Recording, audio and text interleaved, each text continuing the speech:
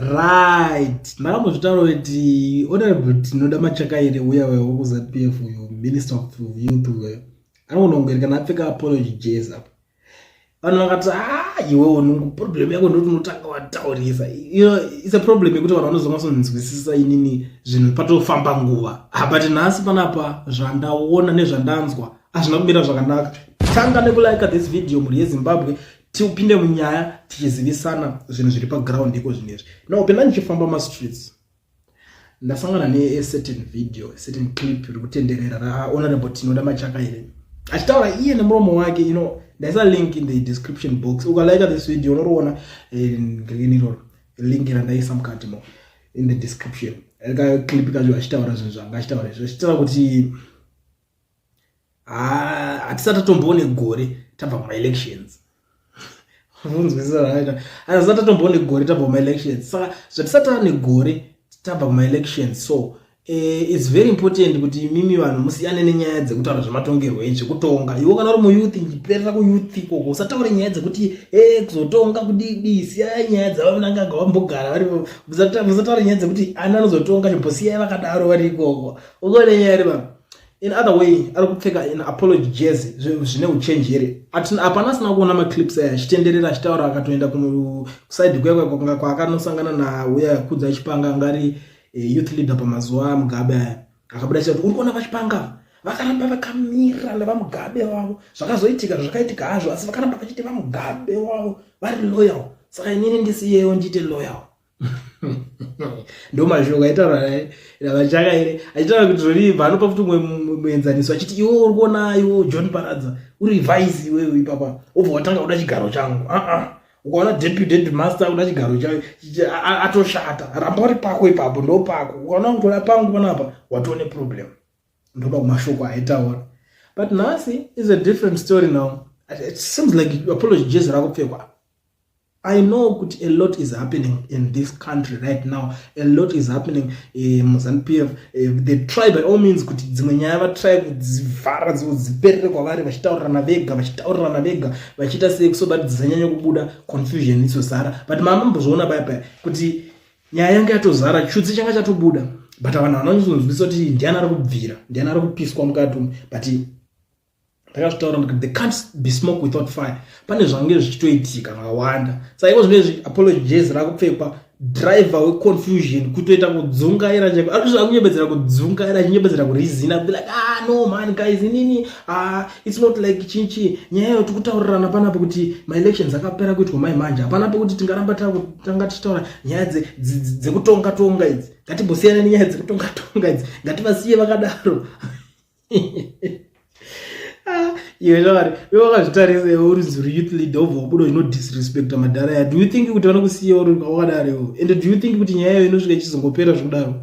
Unongozvitonyeba iwe. Vanenge vatozviona ende kuti kusiya uchizonzi youth leader paya vachikusiya uchita dzungu mwe. Vanenge vatozozviona izvozvo.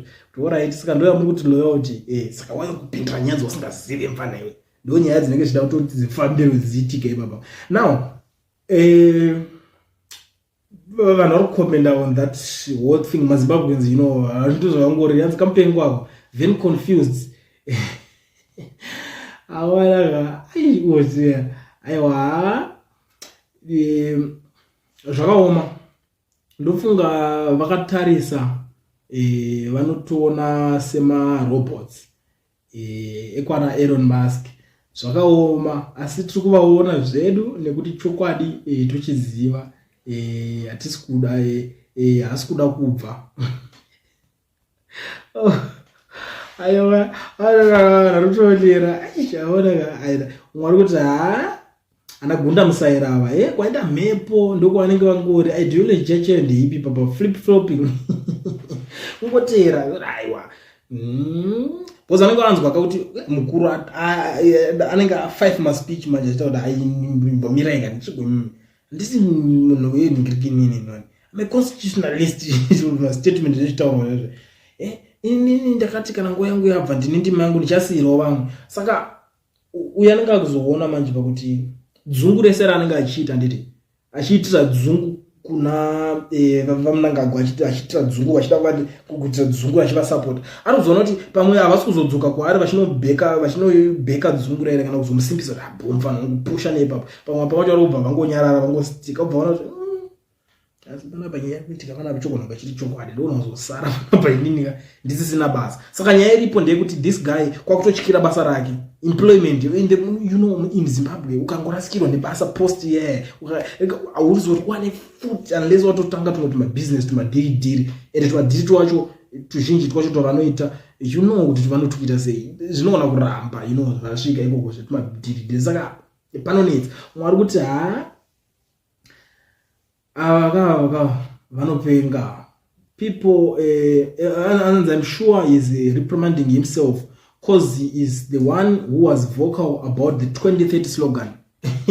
Obviously pakunetsa parikupisa ndozvandiri kutaura vanhu kuti pari kupisa like zvitaura munhu this whole thing a lot is happening. Apo kusi kutombori zvimwe zvezvo zvekuti inji vanenge vachitonyatsoudza andikwanzwa kuma kutotaura kuti ini zuva randichasiya ndinaro, zuva randichanoresigna chachero basa ndinaro. Vanenge vatoudzana kuti musi wakati mobva masiyewo ipapo vatopera zvobva vatopedza zvobva vatoita serious musi wakati mubve ipapo. Saka zvimwe zvese zvamunenge muchizotaura zvezvya matotanga tocontradicta makutozvinetsa nekuningina kwakutotraya kugadzirisa CV manje kuti asazonzi mero futi at the same time unenge kwambopinda zvinopusha munhu wozona but uyakazodai so ndozosara risingachashanda. Saka kuti bvadi obvatanga kunyembedzera dzunga ramwari kuti his voice has so much authority even when he is driving the 2030 issues. He drives with authority. Chitepo school of ideology is doing wonders to these cadres. Miremone zvenyu umwe munhu apologize acharepfeka anoswera atijoina kubunda takutorima tese apesa atotijoina takutorima tese mumaprazi eSouth Africa. Mwari kuti I don't think he speaks for himself.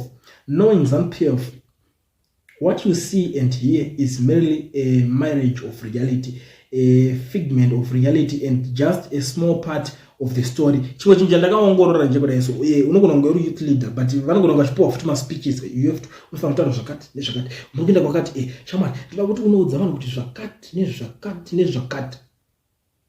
That's my understanding panyaya dzavo dzese because zvimwe zvacho I don't think kuti a poor guy like Macheka ire anosimuka achitaura kuti ili ndichangopira navo chete iwe achitarisa vamwe vese varume vese rumemebva vatomutarisa zvavo vese.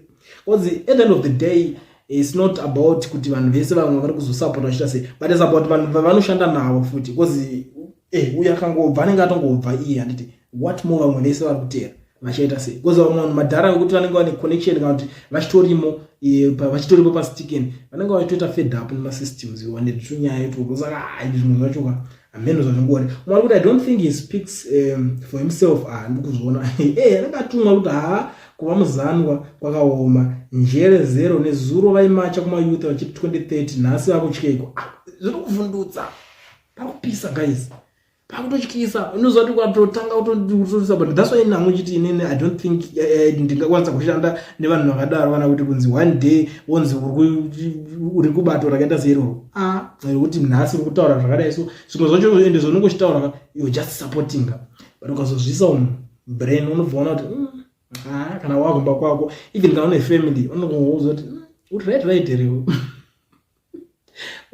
wapanerewo ndozvimwe zvinhu zvindakatarika. Anyway muri yeZimbabwe sekutaura kwanambozviita panapa panonzi paCoolian TV ndendamboya nenyaya ndichikuzivisa vanhu vese vanonyembedzera kudzungaira tetinavo takavabata hamujambirwe. So kana chinge watingana kusvika panapa first time yako gara wasubscribe wokomenda wolike this video wobva washare usakangana undiudza kuti nyaya uri kuiona kupi driver confusion vakomana vari kunyembedzera kudzungaira.